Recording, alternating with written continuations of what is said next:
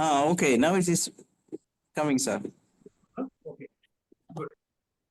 Okay, Yeah, it's fine, sir. yeah. Homeopathy in eye diseases. Okay, sir. We can see. Okay, eye diseases, it's my experience. I'm Dr. Vikas. Welcome all of you in this session. And, sorry for this in type of interruption. Okay, now I am talking about eye disease in homeopathy. Especially, I am talking about the anterior segment disease. Like conjunctivitis, pterisium, dacryocystitis, xanthelasma, chalazion, stye, blepharitis, squint, diplopia, scleritis, epioscleritis, and uveitis, along with iritis, some part of corneal opacities, and glaucoma. So, then, first of all, I'm talking about the conjunctivitis. Conjunctivitis, you well known, it's a kind of also we know that eye flu, है ना? तो अगर हम लोग allopathically देखें तो there was three types of conjunctivitis, the bacterial, viral and fungal. These type of conjunctivitis over there.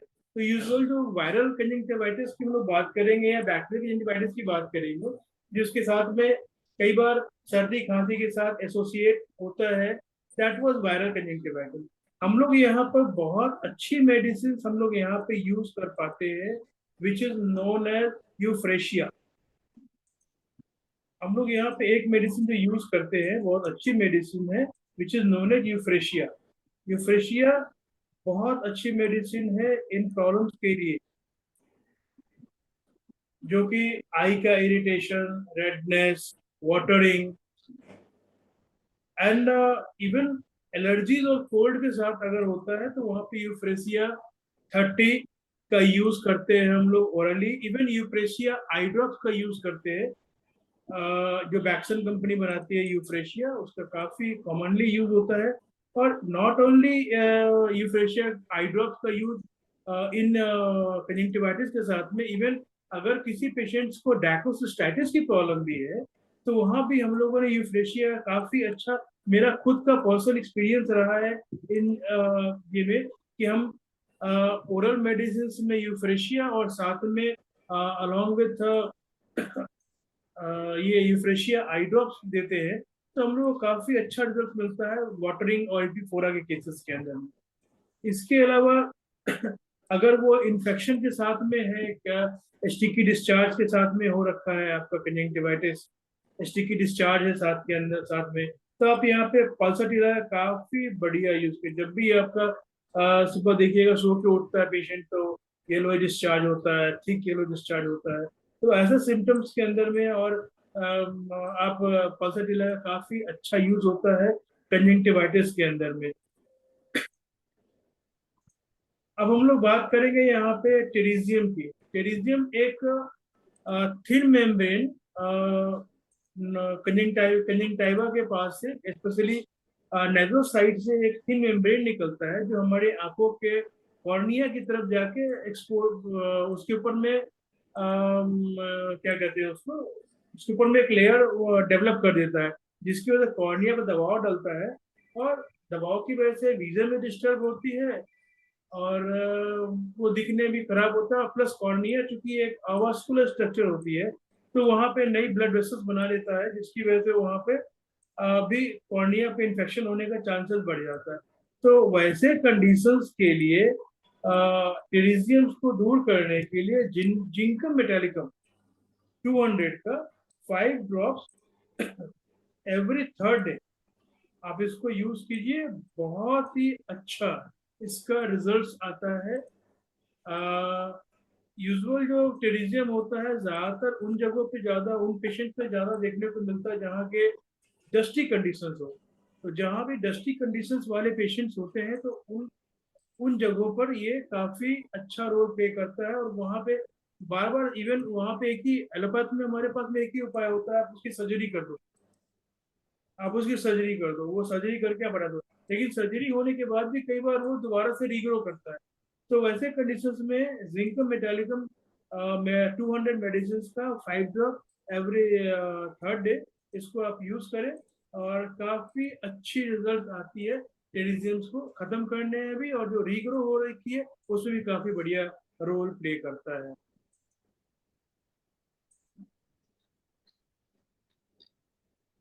अब हम लोग बात करेंगे डेक्रोसिस्टाइटिस की। डेक्रोसिस्टाइटिस में आपके आपके पास जो पंक्टा होता है, पंक्टम, डेक्रेमल सिस्टम का जो पंक्टम होता है वो या तो ब्लॉक होता है या फिर वहां पे कोई नया ग्रोथ होने की वजह से जो पानी हमारे आंखों में एक्स्ट्रा बनता है वो वहां पे ड्रेन नहीं होकर वो बार बार बाहर की तरफ में निकलता है। ये बार बार ये होने की वजह से वहां पे इन्फेक्शन का भी चांसेस काफी रहता है। तो उस जगह पे हम लोगों को कलकरिया कार्प का काफी अच्छा यूज होता है। कलकरिया कार्प और यूफ्रेशिया का, हम लोग यहाँ पे यूफ्रेशिया को यूज करके, इवन सिंपल यूफ्रेशिया आई ड्रॉप का यूज करके 3 मंथ्स तक यूज कराने के बाद में कई पेशेंट्स का जिनका की सर्जरी का अपॉइंटमेंट लिया हुआ था वो हम लोगों ने वहां पे उसको दूर कराया है। और ये बहुत ही अच्छी मेडिसिन है जो डेक्रोसिस्टाइटिस पे काफी अच्छा रोल प्ले करती है। इवन अगर वहां पे कोई सिस्ट बन गया होगा तो उसके लिए अकॉर्डिंगली आप वहां पे मेडिसिन का यूज कर सकते हैं। बट यहाँ पे काफी अच्छा रोल यूफ्रेशिया आई ड्रॉप्स का होता है। इसके अलावा हम लोग बात करेंगे ज़ेंथेलिज्मा।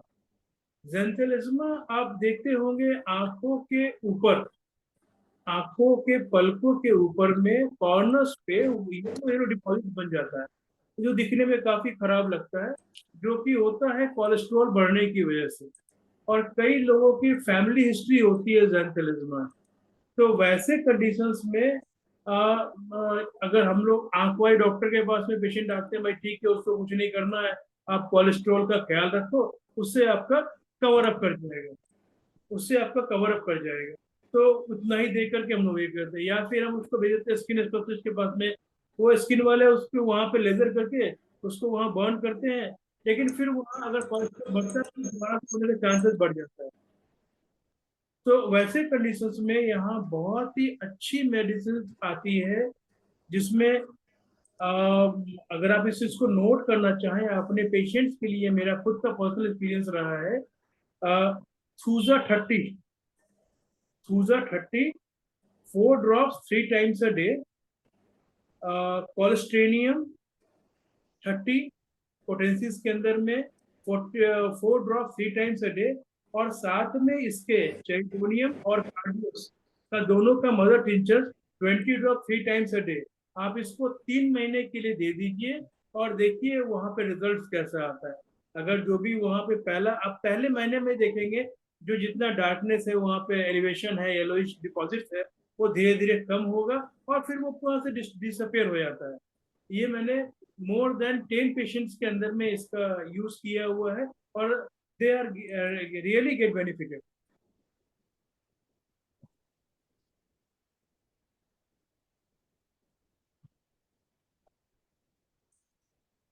इसके अलावा हम लोग बात करेंगे क्लेजियन की। क्लेजियन एक तरह का सुपरेटिव इन्फ्लेमेशन है लिड्स का। लिड्स के इनसाइड, लिड्स के इनसाइड वहां पे इन्फ्लेमेशन होता है और वहां पे गांठें बन जाती है। उसमें उसमें गांठें जब जिस दिन बनता है उस दिन होता पेन हो, लेकिन उसके बाद में कोई पेन नहीं होता, बस वो एक ग्रिटी सा एक एलिवेशन वहां पे रहेगा कि हाँ एक बॉयल्स बना हुआ है, अंदर की तरफ से, बाहर तो कुछ भी नहीं होता। ये क्लेजियन है। स्टाई अगर होगा तो वो पलकों पे होगा और वो बाहर से होगा। यही डिफरेंस होता है स्टाई और क्लेजियन, दोनों ही इन्फ्लेमेशन है लिड्स का। एक इनसाइड से होता है दैट इज कॉल्ड क्लेजियन, और जो बाहर से होता है दैट इज कॉल्ड स्टाई। क्लेजियन और स्टाई के लिए सबसे अच्छी मेडिसिन जो भी, अगर हम शुरुआत में हम लोग वहाँ पे हिपर सल्फ का यूज करते हैं, और उसके साथ में स्टेफेसगिरिया, स्टेफेसगिरिया 30 पोटेंसीज के अंदर में 2-3 टाइम्स इसको हम लोग यूज कराते हैं फॉर अ मंथ, और ये काफी हद तक डिसअपियर हो जाता है। और अगर तो time, hello I am audible? Staphysagria का काफी अच्छा यहाँ पे रोल होता है क्लेजियन के अंदर में। आप इसका काफी बेहतर तरीके से आप उसका यूज कर सकते हैं क्लेजियन में। स्टाइल के अंदर में जब इन्फ्लेमेशन अगर बहुत ज्यादा पेन के साथ में है अकॉर्डिंगली आप उसका मेडिसिन यूज कर लीजिए, काफी अच्छा इसका रिजल्ट आता है। सर टाइम का क्या सीन है? Doctor Amit, I am Audible? आप ऑडिबल हैं, ऑडिबल हैं। टाइम 8 बज चुके हैं, का टाइम हो गया है शायद। आप बताइए तो मैं आगे कंटिन्यू करूं सर। एक और प्रॉब्लम आती है हम लोगों के साथ में देखने में, that is called the dark circles around the eyes. ये आप लोग काफी कॉमन प्रॉब्लम देखते होंगे, बहुत सी लेडीज और जेंट्स दोनों के अंदर में ये प्रॉब्लम होता है, और ज्यादातर लेडीज के अंदर में वो ज्यादा देखने को मिलता है कि डार्क सर्कल अराउंड द आई। वहाँ पे मेरा जो अपना एक्सपीरियंस रहा है, हमने वहाँ पे CPR 30, पल्सटीरा 30 और कालीफॉस 30, ये तीनों दवाई को बारी बारी से हम लोगों ने यहाँ पे यूज किया है और काफी अच्छा रिजल्ट मिला है। विद इन अ मंथ हम लोगों ने काफी बढ़िया यहाँ पे रिजल्ट देखा है। विद इन अ मंथ हम लोगों ने काफी बढ़िया रिजल्ट देखा है। CPR 30, पल्सटीरा 30 और कालीफॉस 30, ये तीन मेडिसिन का हमारे पास में काफी अच्छा रिजल्ट रहा है dark circles around the eyes पे। सर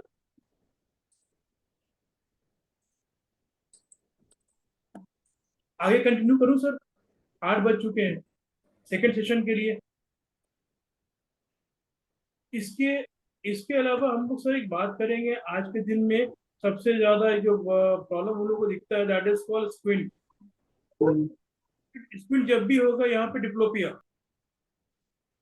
डिप्लोपिया, डिप्लोपिया जिस भी डिप्लोपिया के लिए हम लोग यहाँ पर एक मेडिसिन का यूज करते हैं। डिप्लोपिया के लिए हम लोग यहाँ पे एक मेडिसिन का यूज करते हैं which is known as stramonium.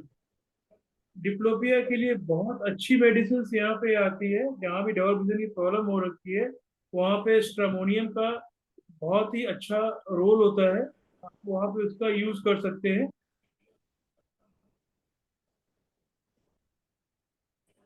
अब हम लोग बात करेंगे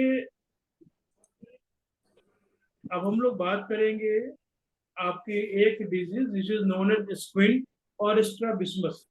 ये एक कंडीशन होती है आंखों की, जहाँ की हमारी दोनों आंखें या तो एक आंख अंदर की तरफ या किसी पेशेंट में एक आंख बाहर की तरफ। यूजुअली जो पेशेंट को स्क्विंट बचपन में 8 साल की उम्र से पहले होता है, उनका आंख अंदर की तरफ जाता है, इनवर्ट रोटेशन।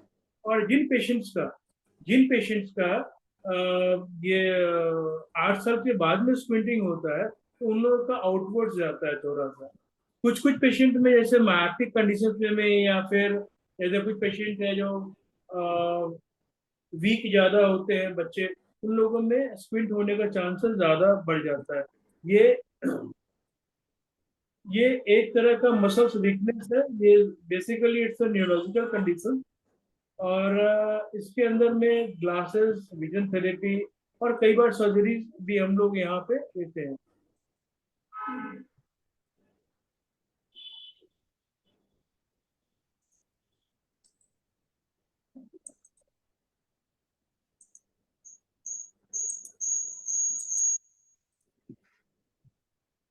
होम्योपैथिक मेडिसिन में स्क्विंट का काफी अच्छा रोल है। होम्योपैथिक मेडिसिन का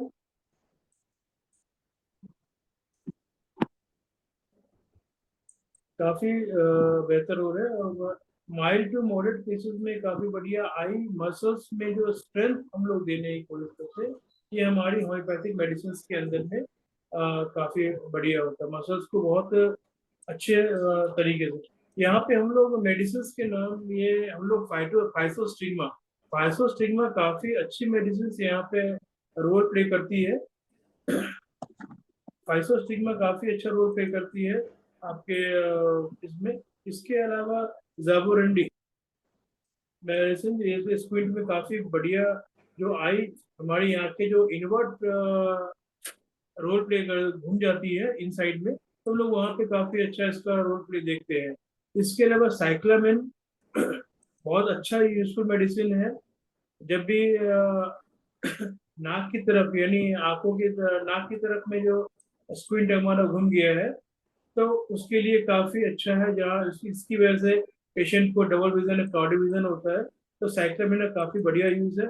इसके अलावा जेलसीमियम, जो फर्स्ट लाइन थेरेपी जेलसीमियम का यूज यहाँ पे हम लोग करते हैं, और काफी अच्छा है। इसके अलावा कोई पेशेंट जो लोगों ने रूटा और नाइट्राम्यूर, एल्यूमिना, साइक्यूटा वायरोसा जो करते ही हैं, और एस्ट्रामोनियम, तो मेरा डबल विजन की सबसे बेस्ट मेडिसिन यहाँ पे आता है।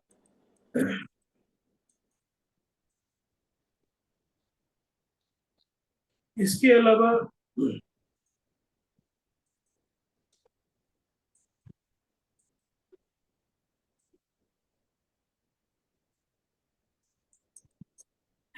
एक कंडीशन हम लोग यहाँ पे बहुत ज्यादा देखते हैं, ड्राई आइज। ड्राई आइज एक ऐसा प्रॉब्लम है जो कि आज के दिन में ज्यादातर कंप्यूटर यूजर्स इस चीज से जूझ रहे होते हैं। जितने लोग कंप्यूटर यूज करने वाले हैं, चाहे बच्चे हो या कंप्यूटर प्रोफेशनल्स हो, चाहे वो मोबाइल फोन का ज्यादा यूज कर रहे हो, इन सब में ड्राई आइज की बहुत ज्यादा प्रॉब्लम है। तो एक तो ड्राई आई का एक रीजन एजिंग भी है। कुछ सर्टेन मेडिकेशन, जैसे सपोज कीजिए जो लोग एंटी हाइपरटेंसिव मेडिसिन का यूज कर रहे हैं लॉन्ग टर्म, कुछ ऑटोइम्यून डिसऑर्डर्स है, उन सब पेशेंट में ये ज्यादा ही प्रॉब्लम आता है ड्राई आइज का। लेकिन एक जो कॉमन कॉज हम लोग यहाँ पे देख रखे हैं, वो हमारा मोबाइल फोन, लैपटॉप, कंप्यूटर्स, ये चीजें। आज बच्चे सारा उसके ऊपर पढ़ते हैं। बच्चे क्या, हम लोग सब लोग उसके ऊपर में डिपेंडेंट है। आज जो हम लोग सेशन पे हैं, ये भी कंप्यूटर के थ्रू ही चल रखा है। तो कंप्यूटर से हम लोग बच नहीं सकते। लेकिन ये एक जो प्रॉब्लम क्रिएट करता है, that is called dry eye. ये एक बहुत बड़ी प्रॉब्लम है आप सबके सामने में। उसके लिए हम लोग यहाँ पे यूफ्रेशिया काफी अच्छा यूज करते हैं। इसके अलावा ड्राई आइज में हम लोग आई ड्रॉप में सनेसियो बायोपोलर D2, जो सिनेरिया मार्टिमा D2 शॉबे कंपनी की आती है, उसका 1 और 2 ड्रॉप 3 टाइम्स या 4 टाइम्स यूज करने से ड्राइनेस की प्रॉब्लम काफी हद तक इम्प्रूव करती है। उल्टे इसके अलावा हम लोग को इसके अलावा इसके अलावा हम लोग पेशेंट को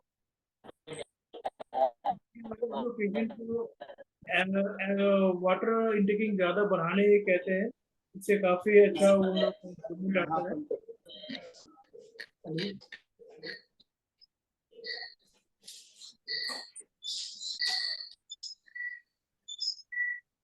एक कंडीशन हम लोग यहाँ पे देखते हैं, यूवीआइटिस। यूवीआइटिस हमारा आयरिस आयरिस डायफ्राम आयरिस के अंदर में सूजन होता है। तो आयरिस डायफ्राम सूजन होने की वजह से लेंस 9 लेंस उसी तरह चिपक जाता है। तो ऐसे कंडीशंस में हमारे पास बहुत अच्छी मेडिसिन है, दैट इज नोन एज मर्कोर। मर्कोर, इसका बहुत अच्छा यूज है। आप पोटेंसी या में मर्कोर के साथ में, और साथ में पेन, क्योंकि वो जब आयरस डायफ्राम में चिपकेगा लेंस के अंदर में, तो काफी इंटेंस होता है, आई का प्रेशर भी बढ़ता है। तो कंडीशन में, तो वैसे कंडीशन में आई am Audible? You are audible, sir. आप continue, sir. Please continue. Keep on. तो वैसे वैसे वैसे कंडीशन में हम लोग मर्क प्रोसिप का काफी अच्छा यूज है। और मैंने कम से कम मोर देन 15 पेशेंट जो कि यूवीआइटिस और आईआईटिस से सफर कर रहे थे, उनको ट्रीट किया है। और वो उन लोगों का प्रॉब्लम जो होता है, वो जब भी होगा तो रिपीटेड होगा। मेडिसिन में कन्वर्ट पेशेंट को, तो काफी हद तक हम लोगों ने वहाँ पे उन लोगों को क्योर किया है। Out of 15 patient, 5 to 6 patient जो क्योर हो चुके हैं इस मेडिसिन।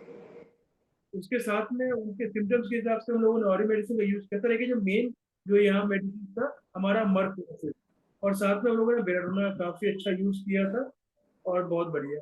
सर इसके अलावा हम लोग यहाँ पे एक मेडिसिन की हम लोग बात करें यूवेटिस के अलावा ग्लूकोमा। ग्लूकोमा एक ऐसा सब्जेक्ट है जो कि होम्योपैथी मेडिसिन के अंदर में इसका references बहुत कम है ग्लूकोमा में, क्योंकि जो हम लोग जो डे टू डे प्रैक्टिस के अंदर में हाई प्रैक्टिस में हम लोग जो पेशेंट देखते हैं तो यूजुअली ग्लूकोमा दो तरीके का होता है, एक ओपन एंगल ग्लूकोमा होता है और एक क्लोज एंगल ग्लूकोमा होता है। तो क्लोज एंगल ग्लूकोमा का medicine, but open angle glaucoma का मेडिसिन बहुत ज्यादा नहीं।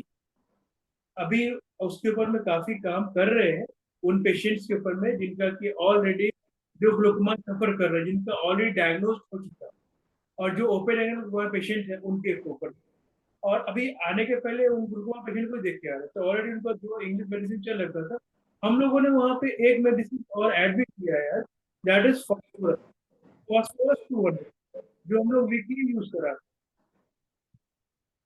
इसके अलावा अगर लेफ्ट आई का ग्लूकोमा, जिसमें लेफ्ट आई का प्रेशर ज्यादा रहता है, तो वहां पे सेड्रोन काफी अच्छा यूज,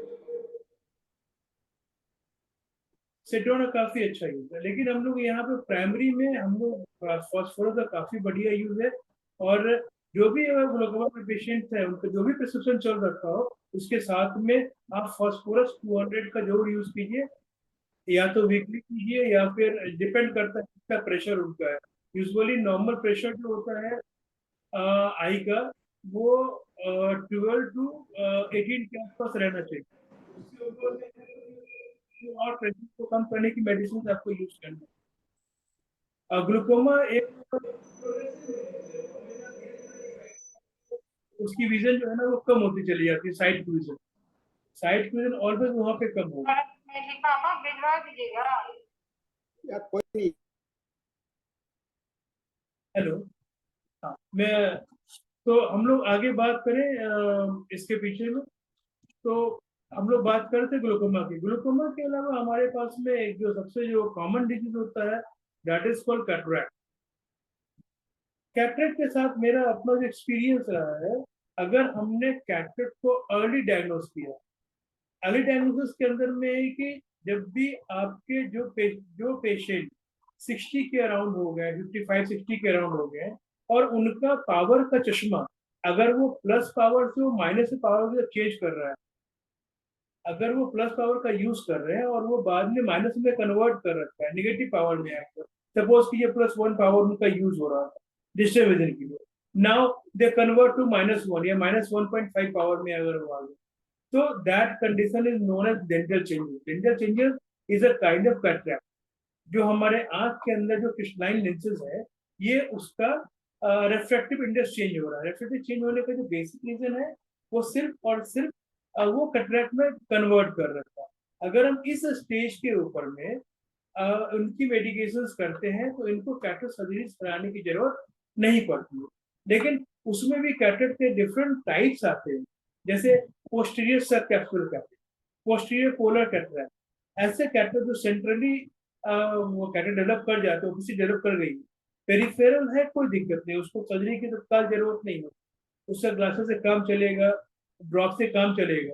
लेकिन जहां अगर पोस्टीरियर सब कैप्सुलर कैटरैक्ट है, यानी कैटरैक्ट का जो पार्ट है वो सेंट्रल रीजन, बीच में डॉट्स आ गया जो विजन को डिस्टर्ब कर रहा था, तो वहां पे सिंपल उसकी सर्जरी के अलावा कोई चारा नहीं। और पहले जो कंसेप्ट था कि भाई मोतियाबिंद पूरा पकेगा तो सर्जरी होगी, ऐसा अब नहीं है। अब अगर कैटरैक्ट आ रहा है, विजन डिस्टर्ब कर रखा है, you can go for surgery. तो हम लोग को ये जानना जरूरी है कि कौन सा कैटरैक्ट को टालना है और कौन से कैटरैक्ट को सर्जरी कराना। अदरवाइज हम लोग क्या करें, ठीक है आप सेरेनिया मार्टिमा का यूज कीजिए, सेरेनिया मार्टिमा ड्रॉप्स का यूज कीजिए, सक्कस का यूज कीजिए, जो शराब जर्मनी की आती है, हम लोग उसको 2-3 टाइम्स यूज कराए थे। लेकिन वो अपने आप में सफिशिएंट नहीं होती, क्योंकि जब भी अगर वो एडवांस हो चुका है, आप वहाँ पे कुछ नहीं कर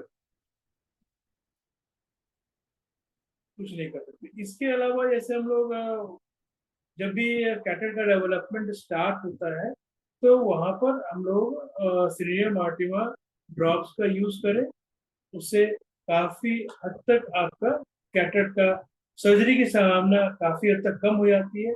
बट डिपेंड करता है कि उसके चश्मे का नंबर कितना है और उसकी विजन कितनी आ रही है। विजन अगर इम्प्रूव्ड है तो कहीं कोई दिक्कत नहीं है, विजन अच्छी है कहीं कोई प्रॉब्लम नहीं है, आप उसको ड्रॉप्स के थ्रू चलने दीजिए। बाकी में आपको सर्जरीज की जरूरत आती है। एक सबसे बड़ी प्रॉब्लम है हमारे आंखों के साथ में आई स्ट्रेन।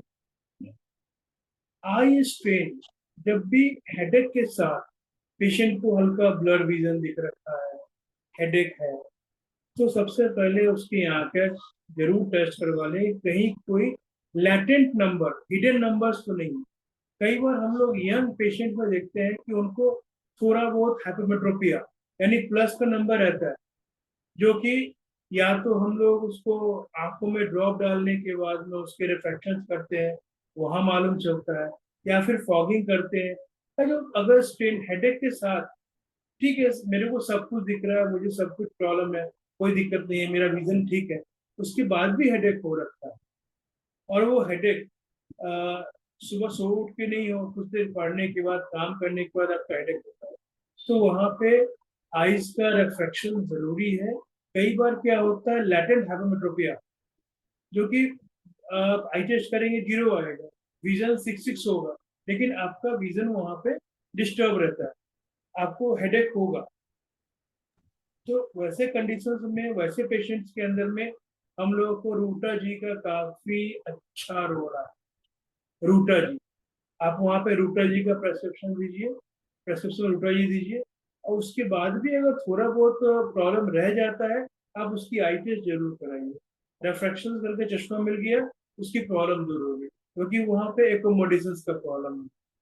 इवन जो भी अर्ली प्रेसबायोपिया एक कंडीशन होती है जहाँ के रेफ्रेक्टिव एरर्स के अंदर में, जहाँ के 40 के आसपास में जब भी आए तो नजदीक की रोशनी कम हो जाती है, सब लोगों को होता है यूज को, किन्हीं को थोड़ा पहले, किन्हीं को थोड़ा बाद में, लेकिन होना सबके साथ में है ये।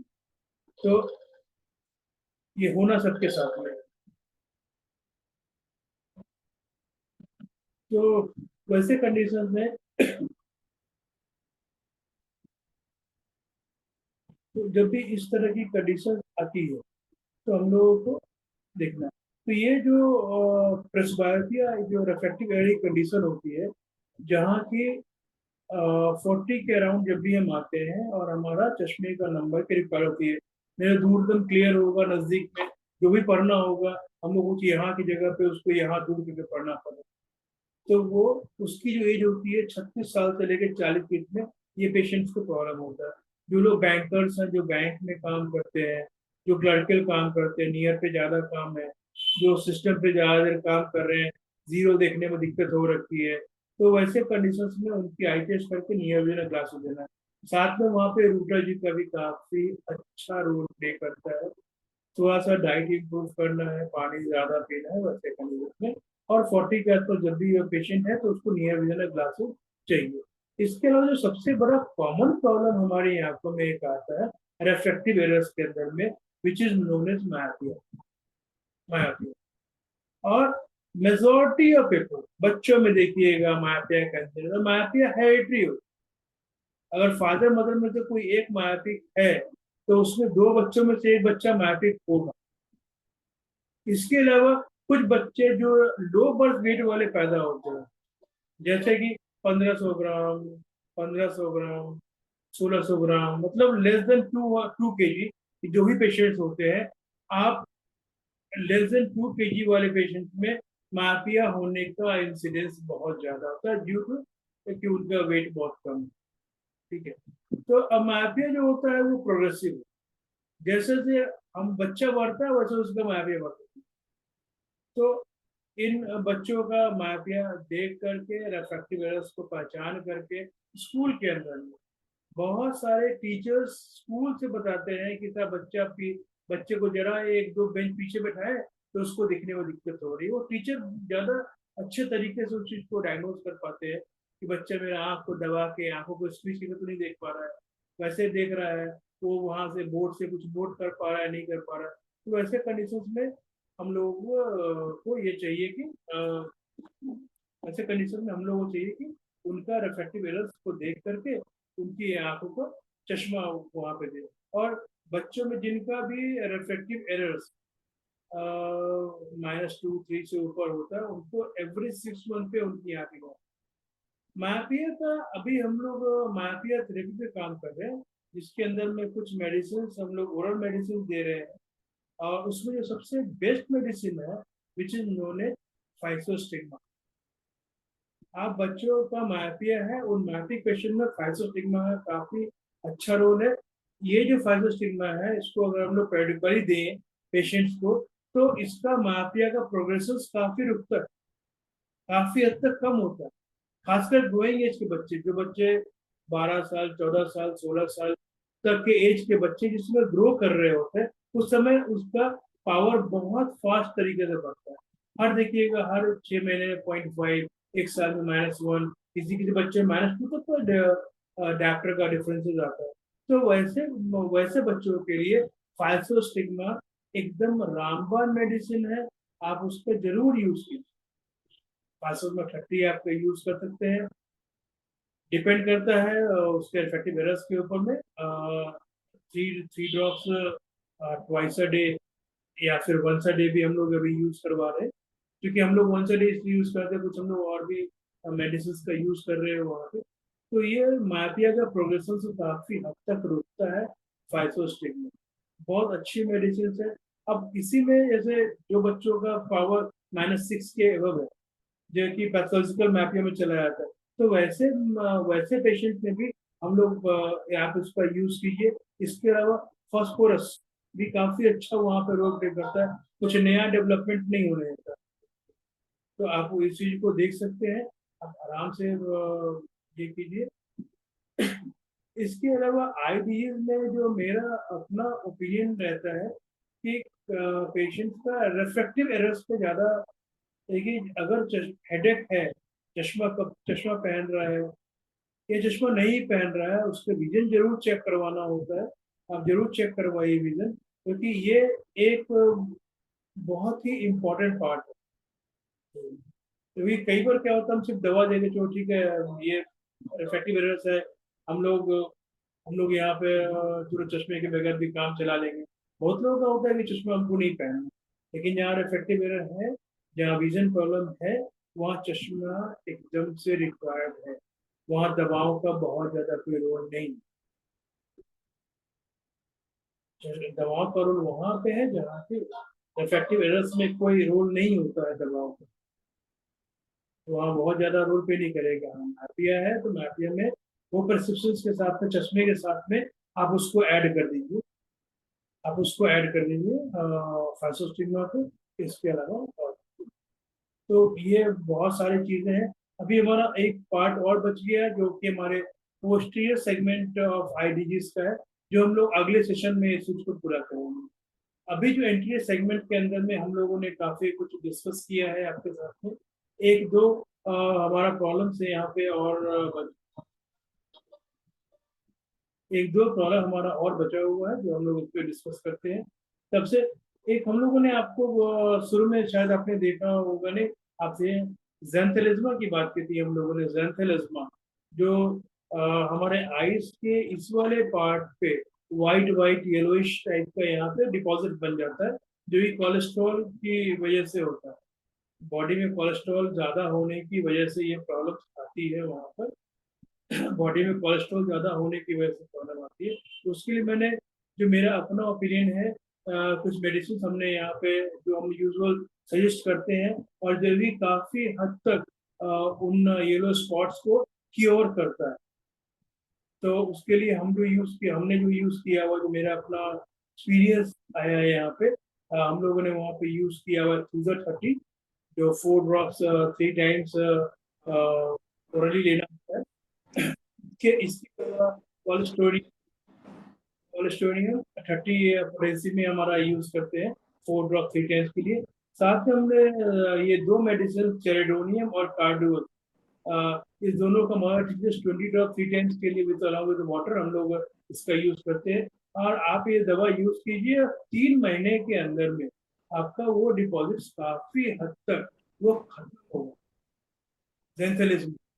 और ये और अच्छे कारण क्या है, हम लोग यहाँ पर क्योंकि लीवर के लिए जो मेडिसिन है कार्डियो कोलेस्ट्रॉल प्रिकॉशन यूज किया हुआ है, और दूसरा जो है एंटीसाइकोटिक मेडिसिन है, वो कहीं भी डिपॉजिट्स वो सब चीज काफी अच्छा क्लीन करता है। और ये वेल नोन मेडिसिन है, हमने काफी इसका अच्छा यूज किया हुआ है, और it's a kind of curative medicine, cure किया। ये मेरा खुद का एक्सपीरियंस है, आप खुद भी इस चीज का यूज करके देख सकते हैं। और आई होप कि ये काफी ऑप्शन होगा आपके लिए, आप एक बार ट्राई कीजिए। और in case any questions, any queries अगर आपको लगता है तो आप मुझे डायरेक्टली भी कॉन्टैक्ट कर सकते हैं।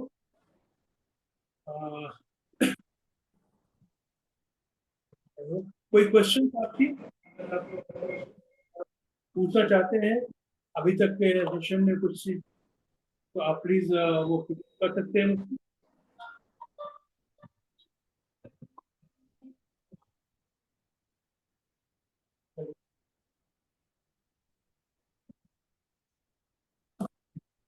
Any question? डॉक्टर विकास, आप के प्रेजेंटेशंस तो कंप्लीट हो चुके हैं और समय भी आपका पूरा हो चुका है। आपने अच्छा प्रेजेंटेशंस दिया है सर, थैंक यू, और बहुत धन्यवाद। कोई सवाल तो अभी नहीं है आपके? कोई सवाल अभी नहीं आए हैं? जी। एक मिनट।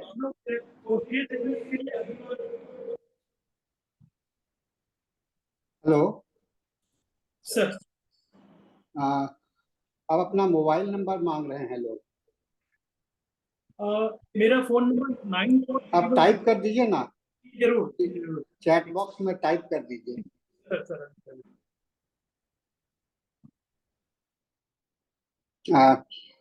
आपने टाइप कर दिया? अच्छा, रिपोर्टराइज करने का क्या प्रॉब्लम कर सकते हैं? तो रिपोर्टराइज कैसे कर सकते हैं आप? एक सवाल आया है, how to reporterize the eye problem. मैं इसका जवाब मैं दे देता हूँ। मैं बताना चाहूँगा कि रिपोर्टराइजेशन से जनरल कॉन्स्टिट्यूशनल मेडिसिन के लिए ज़्यादा रहेगा। और अच्छा, स्क्विंट के विषय में आप बताइए, स्क्विंट का प्रोग्रेस आइडेंटिफाई कैसे करेंगे? स्क्विंट को आइडेंटिफाई, क्योंकि सर स्क्विंट को आइडेंटिफाई करने के लिए इसमें जो पहला चीज होता है that is called cover test. Cover test में क्या करते हैं, हम अपनी एक आंख को बंद करते हैं, पेशेंट की एक आंख को बंद करते हैं तरीके से, और टॉर्च लाइट के थ्रू वहां पे देखने की कोशिश करते हैं। जो हमारा आंख की पुतली है ना, वहां पे एक परकिंजी इमेजेस बनता है।